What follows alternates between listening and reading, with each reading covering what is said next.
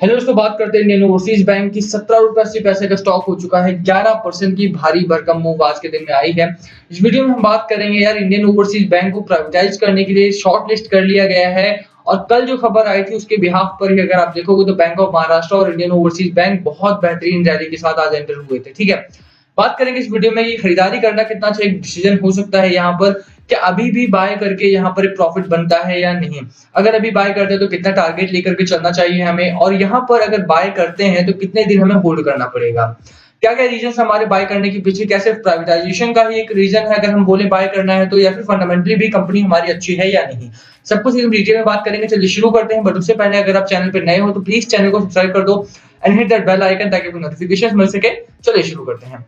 बात करें Indian overseas bank की तो आप देखोगे तो यहाँ पर एक दिन का जो चार्ट रहा है हमारा मोस्टली सिमिलर रहा है और बैंकिंग स्टॉक की तरह जो आज बहुत अच्छी रैली में रहे हैं। एक हाई लगाया मॉर्निंग में 17 रुपए 60 पैसे का, वहां पर जिन लोगों ने बाइंग कर ली उसके बाद स्टॉक गिरावट में आया। थोड़ा सा लोगों को लगा कि यार ये गिरेगा आज दोबारा से, और उन्होंने बिकवाली कर दी। बहुत ज्यादा लोगों के मैसेज आए हैं हमारे पास, यार बाइंग कर ली थी उसके बाद गिरावट हो गई। अभी दोबारा से at the end of the day वहां पर अच्छी रैली आई और प्रीवियस हाई से भी एक डे हाई बनाया इसने 18 रुपए 40 पैसे का। हालांकि वहां से थोड़ी गिरावट हुई और लोअर साइड पर ही क्लोजिंग आई है, बट स्टिल यहाँ पर एक अच्छी रिकवरी, एक अच्छी रैली देखने को मिली है इंडियन ओवरसीज बैंक में। प्रीवियसली अगर आप देखोगे तो यहाँ पर एक खबर थी कि इंडियन ओवरसीज बैंक को, बैंक ऑफ महाराष्ट्र को, बैंक ऑफ इंडिया को एंड इंडियन ओवरसीज बैंक को प्राइवेटाइज किया जाएगा। और उसके बाद ही रैली आई थी पिछले एक महीने पहले शायद। और उसके बाद फिर खबर आती है कि वहां पर प्राइवेटाइजेशन का जो एक न्यूज फैल रही थी बाजार में वो फ्रॉड थी और वो गलत न्यूज थी, फेक न्यूज थी, और वहां पर ऐसा कुछ होने वाला नहीं है। बट अब गवर्नमेंट ने खुद स्टेटमेंट दिया है कि नीति आयोग ने, देखिए 4 to 5 PSBs have been suggested by the NITI Aayog and they will be discussed in the meeting. The names could also include Bank of Maharashtra and Indian Overseas Bank. Apart from banks, state-owned general insurance companies may also be taken up for discussion. ठीक है, तो ये खबर आई हमारे सामने सुबह 6 बजे, और उसके बाद आप देखिए कि दोनों ही बैंक्स में बहुत बेहतरीन रैली यहाँ पर देखने को मिली है। ओवरऑल 20% के आसपास का हाई बैंक ऑफ महाराष्ट्र ने लगाया था एंड 11 12 15% के आसपास का हाई इंडियन ओवरसीज बैंक ने लगाया। सेटल 11% और 17% से के हाई पर हुए हैं हमारे। तो एक अच्छी रैली यहाँ पर आई है, बढ़िया रैली आई है। प्राइवेटाइजेशन की खबर भी अब तो पक्की हो चुकी है। और एक और चीज है यहाँ पर कि वो खबर मेरे पास अभी स्क्रीनशॉट नहीं है, बट या अगर आप देखोगे तो यहाँ पर पिछले दिनों बैंक ऑफ महाराष्ट्र में गवर्नमेंट ऑफ इंडिया ने 5500 करोड़ रुपए कैपिटल इन्फ्यूज किया था। एंड इंडियन ओवरसीज बैंक हो गया, सेंट्रल बैंक ऑफ इंडिया हो गया एंड बैंक ऑफ इंडिया हो गया और यूको बैंक इंक्लूडेड। इन चारों बैंक्स में गवर्नमेंट ऑफ इंडिया ने 14,500 करोड़ का कैपिटल इन्फ्यूज किया था। रीजन यही था उसके पीछे कि गवर्नमेंट ऑफ इंडिया चाहती है कि लॉस जो है इनके या एनपीए वगैरह जो है इनका वो सेटल हो जाए बिफोर गोइंग टू बिड। ठीक है, जो बिडिंग करनी है हमें, बिडिंग में जाने से पहले जो इनका लॉस है या एनपीए है वो थोड़ा सा सेटल हो जाए ताकि एक अच्छे प्राइसेस में हम इनको डिसइन्वेस्टमेंट कर सकें। ठीक है, तो कैपिटल इन्फ्यूजन गवर्नमेंट ऐसे नहीं करेगी। गवर्नमेंट कोई भी काम करती है तो उसके पीछे रीजन होता है, और मुझे लगता है कि अब यहाँ पर काफी क्लियर होता जा रहा है लोगों को कि कौन कौन से बैंक है जो प्राइवेटाइज किए जाएंगे हमारे। और इंडियन ओवरसीज बैंक और बैंक ऑफ महाराष्ट्र तो दो कंफर्म बैंक हो चुके हैं हमारे। तो अगर कंफर्म हो चुके हैं, एक अच्छी रैली भी आई है। और प्रीवियसली भी अगर आप देखोगे तो बहुत सारे लोगों ने 20 रुपए पे भी बाय किया था जब पिछली रैली आई थी।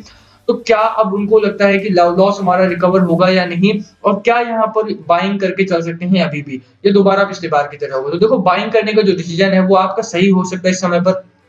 उसी पीछे कई कारण है। देखिए, एक तो प्राइवेटाइजेशन के लिए भी अगर आपको निवेश करना है इसमें, तो प्राइवेटाइजेशन की जो खबर है वो अच्छी है और वो आएगी, इसमें कोई दो राय नहीं है कि प्राइवेटाइज तो किया जाएगा गवर्नमेंट ऑफ इंडिया के द्वारा।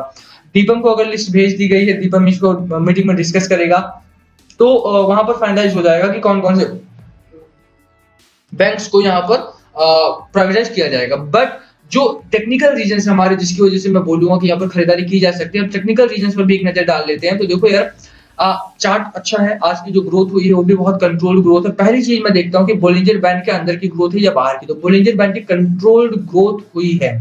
एक इंपॉर्टेंट रेजिस्टेंस जोन बन रहा था हमारा 16 रुपए 50 पैसे का, वो भी ब्रेक हुआ है आज की कैंडल के द्वारा।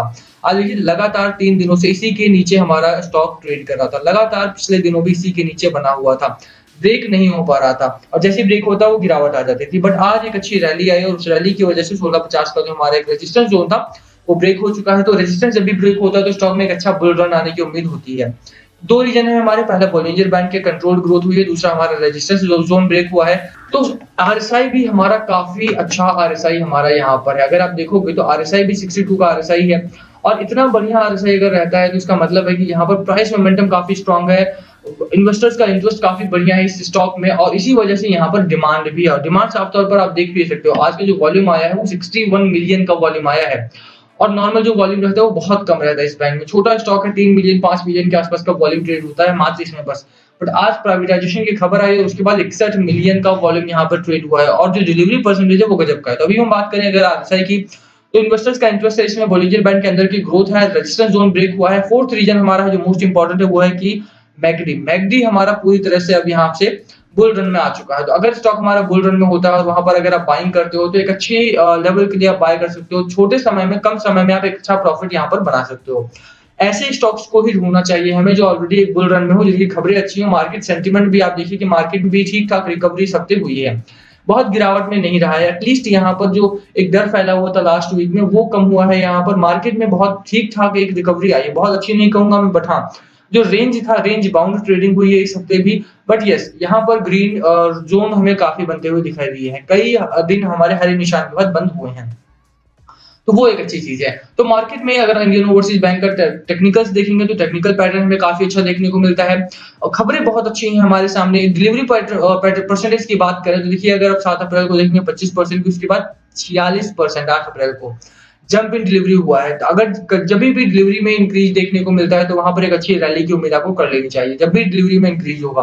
8 अप्रैल को डिलीवरी इंक्रीज हुई 46%, उससे पहले 25 थी, उससे पहले 39-40% के आसपास की थी। अब आप सोचिए अगर 61 मिलियन वॉल्यूम यहाँ पर ट्रेड हुआ है और सिर्फ 20% की भी डिलीवरी अगर आप लगा लो तब भी 12 मिलियन शेयर्स उठाए गए हैं आज के दिन में फॉर लॉन्ग टर्म पर्पस। ठीक है, 12 मिलियन शेयर्स अगर लॉन्ग टर्म के लिए उठाए गए हैं तो इसका मतलब है कि यहाँ पर सिर्फ कोई 5-10% के लिए नहीं आया है, यहाँ पर 30-40% के लिए, जो अक्सर होता है जब भी कोई बड़ी खबर आती है तो वहां पर जो मिनिमम रिटर्न होता है 1 महीने का, 1.5 महीने 2 महीने का 30 से 40% कम से कम होता है, और उसके लिए ही यहाँ पर इन्वेस्टमेंट हुई है लोगों के द्वारा।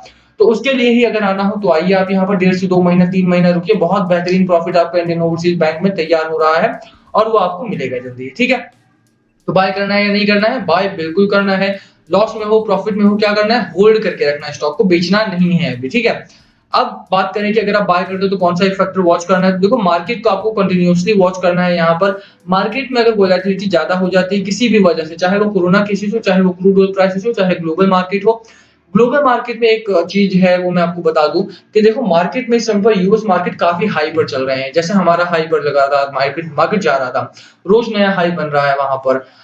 तो वो एक सिचुएशन हमारे सामने है, अगर वहां पर गिरावट होती है जो कि होगी, जो कि संभव है और वो होगी, क्योंकि ऑल टाइम हाई पर मार्केट कभी भी जाएगा तो वहां पर गिरावट होगी, और अमेरिकन बाजार में गिरावट होगी तो उसका असर इंडियन बाजार में भी देखने को मिलेगा। तो उसके लिए आपको थोड़ा सा तैयार रहना है। ठीक है, तो बस वो एक चीज है हमारे सामने, मार्केट पर आपको नजर रखनी है थोड़ी सी यहाँ पर।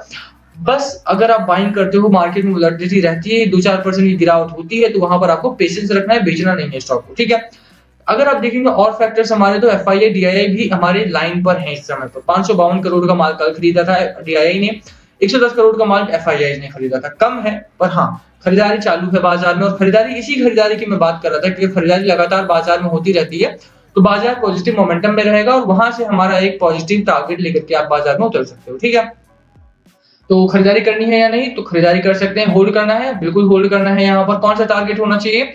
पहला टारगेट हमारा 18.45 रुपए का है। देखो जो लोग लॉन्ग टर्म के लिए आ रहे हैं यहाँ पर, अभी प्राइसेस कम है, हमारा 18.10 रुपए का प्राइस है, बट फिर भी मैं आपको यही बोलूंगा कि 18.43 के ऊपर या 18.45 के ऊपर ही बाय करें।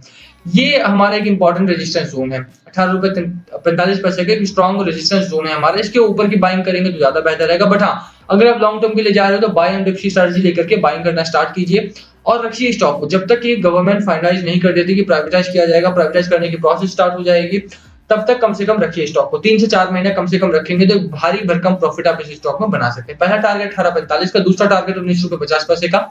दो टारगेट हमारे नेक्स्ट वीक के रहने वाले हैं। मुझे लगता है कि 19.50 का टारगेट हमारा जल्दी ही नेक्स्ट वीक में, मुझे लगता है 1 से 2 दिनों में ही अचीव होता हुआ देखने को मिल जाएगा, बशर्ते बाजार हमारा थोड़ा सपोर्टिव रहे। ठीक है, तो बाजार पे रखनी है नजर, मार्केट में पॉजिटिविटी के साथ उतरिए, पॉजिटिव रहेंगे आप तो ही मार्केट में पॉजिटिविटी देखने को मिलेगी आपको। यहाँ पर प्राइवेटाइजेशन की खबर हो ना हो, फंडामेंटल्स कंपनी के ठीक ठाक हैं हमारे सामने, बैंक के टेक्निकल्स भी अच्छे हैं, तो बैंक में अच्छी रैली इस हफ्ते हम अचीव करेंगे ही करेंगे।